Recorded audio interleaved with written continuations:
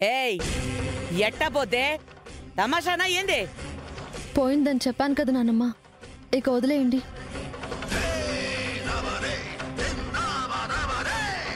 అట్టా ఎట్టా వదిలేస్తాం? దానికి మా గౌరవం మర్యాద ముడిపడి ఉన్నాయి. మీరేం కంగారు పడకండి. ఆ నెక్లెస్ హాస్పిటల్లో ఉంది. అదిచ్చే శివపార్వతి మా నాన్నకు ఆపరేషన్ చేయించింది.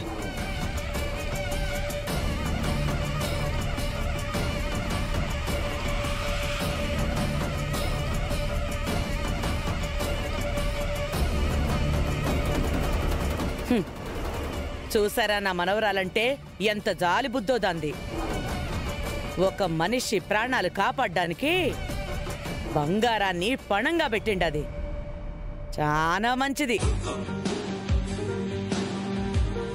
మరి ఆ నెక్లెస్ కావాలిగా అత్తమ్మా? నేను తీసుకొస్తాను. మీ నెక్లెస్ మీకు ఇస్తాను.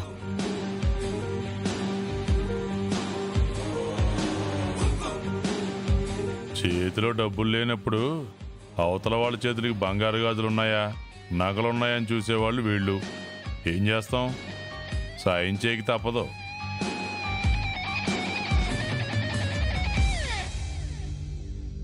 ఏ శివ, ఈ పెళ్లి క్యాన్సిల్ అయితే శ్రీవల్లి పెళ్లి కూడా ఆగిపోతుందని నువ్వు ప్రయత్నం చేస్తున్నావు. అందుకే కదా నువ్వు ఆ విజయ్ వాళ్ళు ఇచ్చిన నెక్లెస్ పోయిందని అబద్ధం చెప్పావు. కానీ సత్య హరిశ్చంద్రుల్లా గంగాబావేమో నెక్లెస్ పోలేదు, అది హాస్పిటల్లోనే ఉంది, దాన్ని పెట్టుకుని ట్రీట్మెంట్ చేయించాను అని నిజాల్ని కక్కేస్తే అందరి ముందు నేను వెర్రిదాన్ని అయిపోనా? ఛా, ఇప్పుడు ఈ నగలు దిగేసుకుని ఆ కొండ ముచ్చు విజయగాడి ముందు క్యాట్ వాక్ చేయాలా? కర్మ. నువ్వొకటి అనుకుంటే ఇంకొకటి జరుగుతుంది. దానికది జరగడం లేదు. ఆ మహానుభావుడు గంగాదేవుడున్నాడు కదా, ఆయనే ఇలా చేస్తున్నాడు.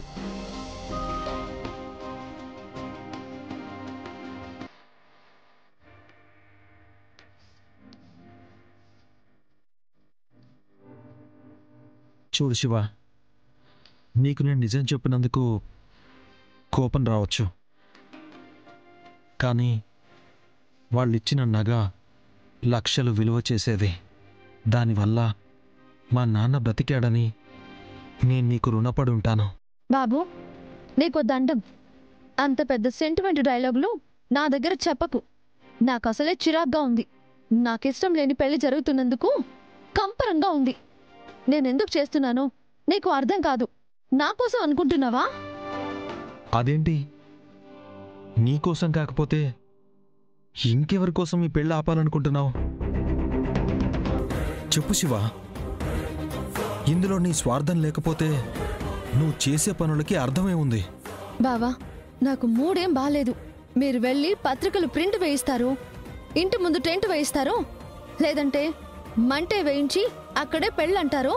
మీ ఇష్టం వచ్చినట్టు చేసుకోండి, పోండి. దయచేసి నన్ను విసిగించొద్దు.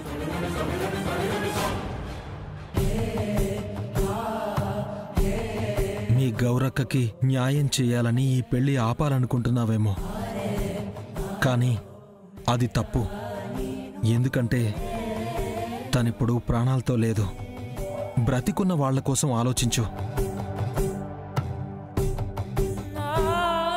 ఎవరయ్యా నా కోసం ప్రాణాలు పణంగా పెట్టి నా భవిష్యత్తు కోసం ఆలోచించేది? మా ఇంట్లో ఎవరున్నారు చెప్పు? మా అమ్మ చిన్నప్పుడే చనిపోయింది. అమ్మలా చూసుకునే సావిత్రి అత్త కూడా నాకు దూరమైంది. పెద్దమ్మ అంటావా, కంటికి రెప్పలా చూసుకుంటుంది, కాదనను. కానీ పెదనాన్న కళ్ళెర్ర చేస్తే తల దించుకుంటుంది. అప్పుడు నేను పక్కనే ఉన్నాను, ఎదురుగా ఉన్నాను, ఎక్కడున్నాను తనకేం తెలీదు. మీ తిరుపతమ్మత్త ఆస్తమా పేషెంట్. ఎవరైనా గట్టిగా అరిస్తే కంగారు పడిపోతుంది, భయపడిపోతుంది, ఊపిరాడక చావు బతుకుల్లోకి వెళ్ళిపోతుంది.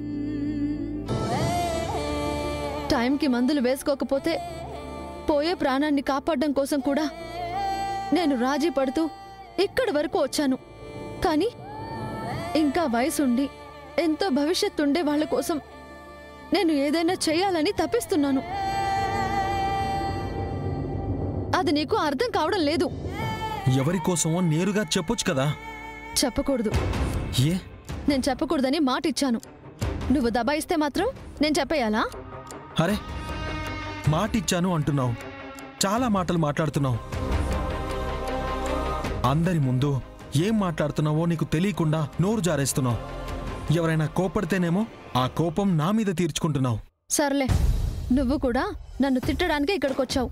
పెళ్లి పత్రికల్లో పేర్లు రాయించడానికి కాదు. మనిద్దరం గొడవ పడితే చూసేవాళ్ళు ఏమనుకుంటారు? వాళ్ళు చూడాలనుకునేది నిన్ను.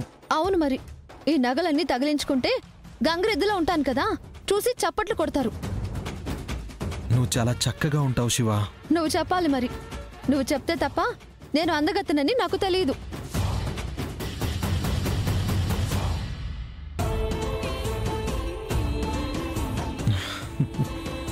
ఇలా నవ్వితే నాకు ఉడికిపోతుంది. నవ్వద్దని చెప్పానా? ఇదిగో, వీటితో కొట్టాననుకో మొహం పచ్చడైపోతుంది.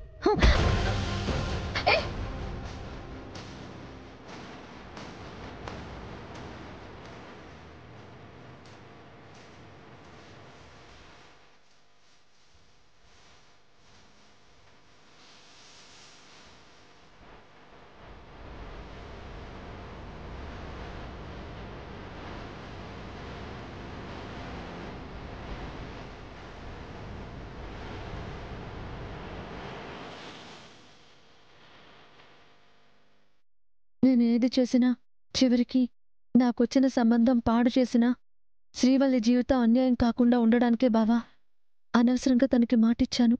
లేదంటే ఇన్ని అబద్ధాలు చెప్పాల్సిన అవసరం ఉండేది కాదు. నేరుగా నిజం నీకే చెప్పేదాన్ని. అరే, వడ్డాను.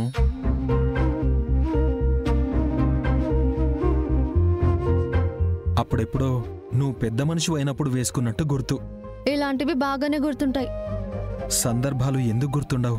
అది కాదయ్యా, చేతులకు వేసుకునే గాజులు, కాళ్ళకు వేసుకునే పట్టీలు, నడుంకు పెట్టుకునే వడ్డానాలు, ఇవి తప్ప ఆడపిల్ల మొహాన్ని చూడవనుకుంటా నువ్వు. నా గురించి తెలిసే నువ్వు ఇలా మాట్లాడుతున్నావా? లేకపోతే నన్ను ఉడికించాలనా? సరిగ్గా నిలబడు, వడ్డానం పెడతాను.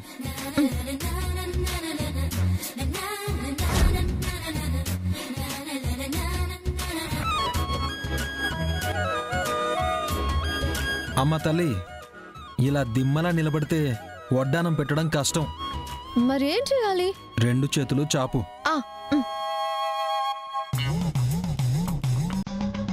ఏయ్, నేనేమైనా ప్రసాదం పెడుతున్నానా? అడ్డంగా చాచు.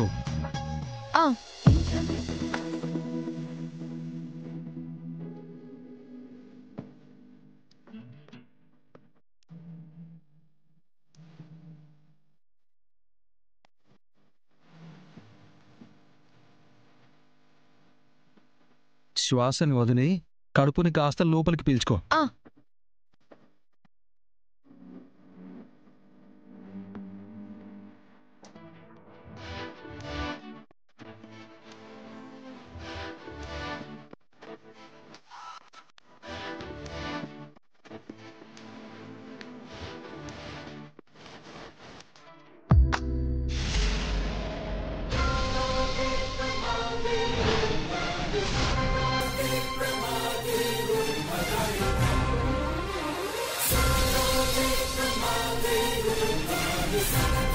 అలాగే ఉండు. చిన్నప్పుడు సన్నగా ఉండేదానివి, ఇప్పుడు చూడు, వడ్డానం పట్టడమే కష్టంగా ఉంది. కాస్త తినడం తగ్గించు. బంగారం బరువు ఉండాలి కానీ వేసుకునే వాళ్ళు బరువు ఉండకూడదు. బాగుంది మీ ఇద్దరు రొమాన్స్, బాగుంది మీ ఇద్దరు రొమాన్స్.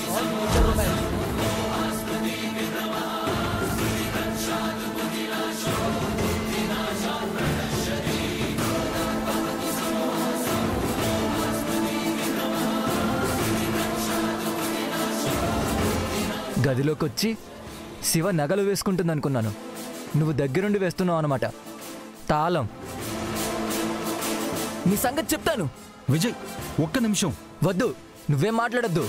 నువ్వు అపార్థం చేసుకోవద్దు. ఏంటి అపార్థం చేసుకునేది? నువ్వు తనతో కులుకుతూ ఉంటే నేను చూస్తూ క్లాప్స్ కొడుతూ ఉండాలా? ఏయ్, చెప్పు చెప్పు చెప్పు నేను చెప్పేది విను విజయ్. చెప్పు.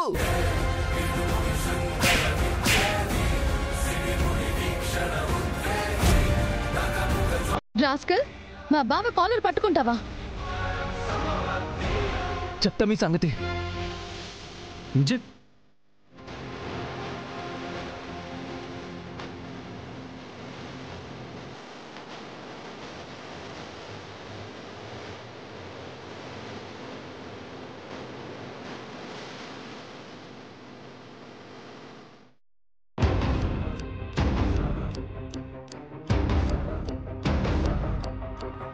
పెళ్లి కూతుర్రా తలదించుకోవాల్సింది, నువ్వెందుకు తలదించుకుంటున్నావు?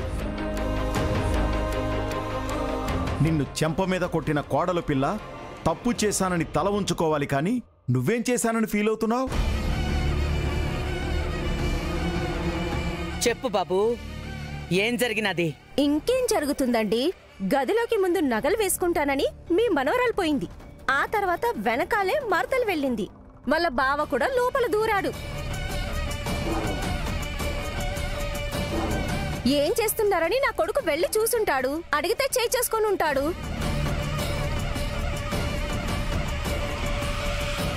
శివ చేయి చేసుకుందంటే కారణం ఏదో ఉంటుంది చెల్లెమ్మా. అవునండి, ఆడపిల్ల తొందరపడి మగవాడి మీద చెయ్యెత్తదు. ఇంత జరిగినా మీ అబ్బాయి ఏం మాట్లాడలేదు? ఏం చెప్తారండి? ఆడపిల్ల నన్ను కొట్టిందని చెప్తాడా? కాబోయే పెళ్ళం వాళ్ళ పుట్టింట్లో ఒళ్ళు హూనం చేసిందని చెప్తాడా?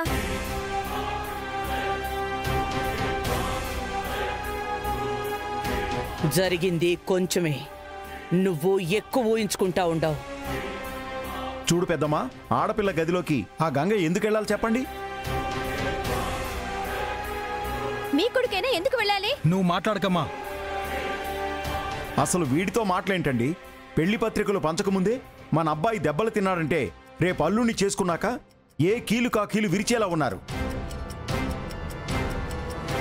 మనకి సంబంధమే వద్దు. పదండి వెళ్దాం, పదండి వెళ్దాం.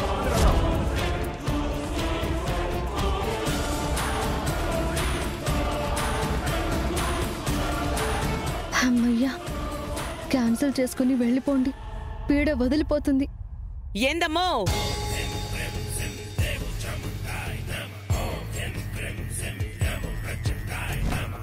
జరిగింది తెలుసుకోకుండా మీద నిందేయించుకుని వెళ్ళిపోతే పోయేది మీ పరువు కాదో మా పరువు. అట్టాగని నా కొడుకు మీ మనవరాల చేతిలో దెబ్బలు తింటే మా పరువు పోదా? బావుగారు, కొంచెం ఓపిక పట్టి శాంతంగా జరిగిందేదో విందాం. ఆ తర్వాత తప్పెవరితో తెలిసిపోద్ది. గంగా, నువ్వు చెప్పు. వాళ్ళిచ్చిన నగ హాస్పిటల్ నుంచి తీసుకొస్తానని శివకి చెప్పానత్త. అది పోయిందని ఎందుకు అబద్ధం చెప్పావని అడిగాను. నువ్వు తనకి నగలు వేయడం, వడ్డానం వేయడం నేను చూడలేదనుకున్నావా? అది చెప్పవే.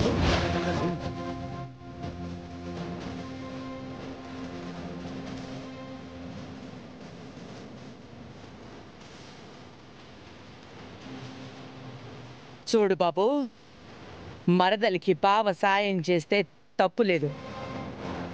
మీరింకొక దృష్టిలో చూడబాకండి. నా మనవరాలు నిప్పు. మరి మా అబ్బాయి తప్పేమి చేయకుండా చెయ్యేందుకు చేసుకుందంట?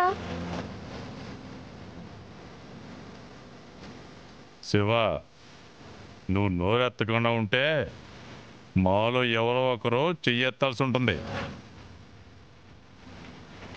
చెప్పు. గంగా బావ వడ్డాణం పెట్టాడు, అది తప్పు కాదు. కానీ అది చూసి తప్పుడు ఆలోచనలతో బావతో కులుకుతున్నావా అని బావ కాలర్ పట్టుకున్నాడు.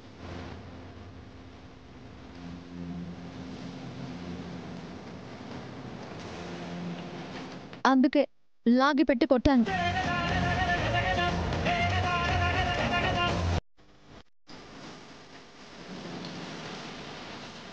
చూసారా, ఆడబిడ్డల్ని కులుకుతావా అంటే ఎవరికైనా కోపం వస్తాదే.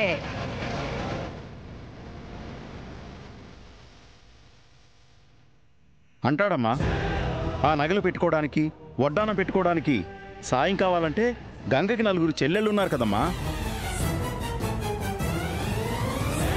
ఎంత బావైతే మాత్రం తనతో నగా నట్రా పెట్టించుకుంటుందా? ఆవేశపడకండి బావగారు. లేదన్నయ్య గారు, మావాడు నోరు జారితే మాత్రం వాడి పళ్ళు రాలేలా కొడతారా? మాకు అసలు నచ్చలేదు. వెయిట్ ఆగండి. గొడవ పడకండి. ఇప్పటిదాకా ఓపికగానే చూస్తున్నాను. ఇందులో తప్పుందా ఒప్పుందా అని కాదు, చూసే దృష్టిలో తేడా ఉంది, మాట్లాడే మాటలో ప్రాబ్లం ఉంది. ఇప్పుడు ఏమంటావు బాబు? దయచేసి పెళ్లి సంబంధం మీరు క్యాన్సిల్ చేసుకోకండి. ఎందుకంటే ఇంట్లో జరిగేది ఒక పెళ్లి కాదు, 2 పెళ్లిళ్ళు.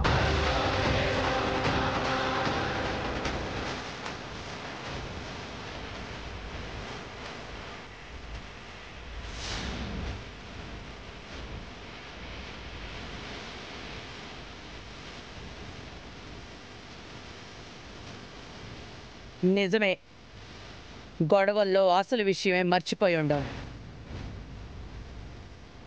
గంగ సెల్లి పెళ్ళి, శివ పెళ్ళి 2 ఉన్నాయి.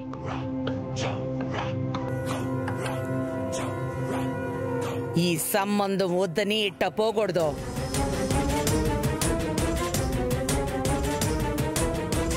మీకు సారీ చెప్పాలి, అంతే కదా? సారీ అని ఒక్క ముక్క చెప్తే సరిపోతుందా బాబు? కావాలంటే మా చెల్లెలు మీ విజయ్ కాళ్ళు పట్టుకొని క్షమాపణ అడుగుతుంది.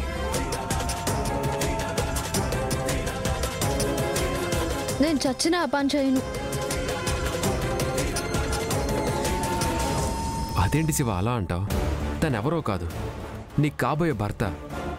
కాళ్ళు పట్టుకుంటే తప్పులేదు, పైగా తను నీకు బ్లెస్సింగ్స్ ఇస్తాడనుకోవచ్చు. సంబంధమే వద్దనుకున్న వాళ్ళు నేను సరెండర్ అయితే సంతోషపడతారా? ఇదెక్కడ న్యాయం?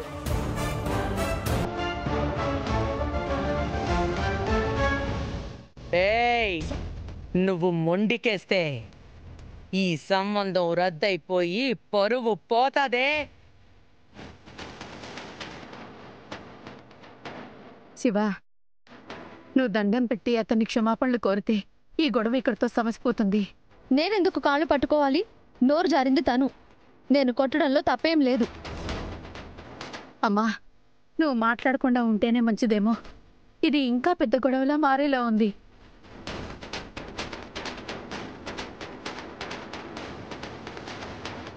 అర్థమైందండి, మీరు తగ్గరు, తల వగ్గరు. మీరు మా పాదాలు పట్టుకోవాలన్నా నా ముషినే. మేం మాత్రం మీ చేత దెబ్బలు తింటూ వెళ్ళిపోవాలి, అంతే కదా? పదండి. ఒక్క నిమిషం ఆగండి.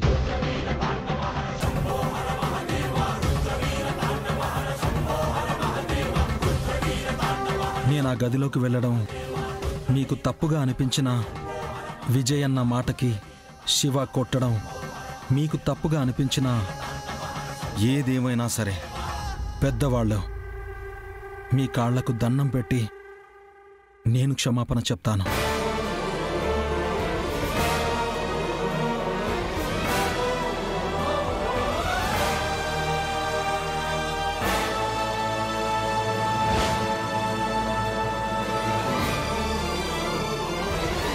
అన్నయ్య, నువ్వెందుకు కాళ్ళు పట్టుకోవాలి? వద్దన్నయ్య, మేం బ్రతికుండగా అలా జరగకూడదు. అరే, జస్ట్ ఫీట్ అలా టచ్ చేస్తాడు అంతే.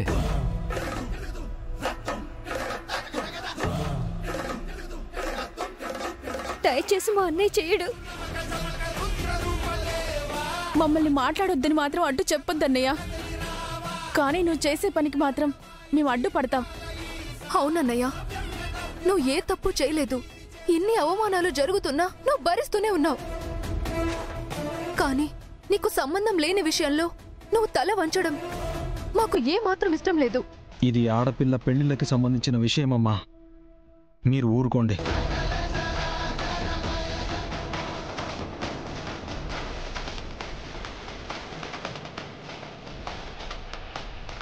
ఆగవయ్యా, నీకు అసలు చీమ నెత్తురు ఉందా? శివ, అవును, మీ అన్ననే అంటున్నాను. ఈ పెళ్లి జరగడానికి ఇంతలో బెండ్ అయిపోవాలా? మీ అన్న ఏ తప్పు చేయలేదు. నేను అతని కాళ్ళు పట్టుకోనని మొండికేశాను. నా బదులుగా తను క్షమాపణ చెప్తాడా? అక్కర్లేదు స్వామి, నువ్వేం చేయాల్సిన అవసరం లేదు. నేను వీళ్ళ కాళ్ళకు దండం పెట్టుకుంటే ఈ గొడవ సద్దు మనుగుతుంది, అంతే కదా? కానీ దయచేసి నువ్వు ఇక్కడి నుంచి వెళ్ళిపో.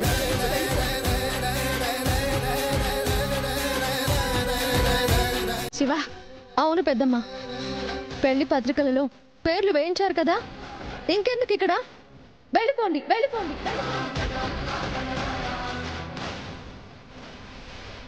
ఏ చివాలి, వెళ్ళిపో. మీ చెల్లెళ్ళందరూ మీ అన్నయ్యని తీసుకుని వెళ్ళిపోండి.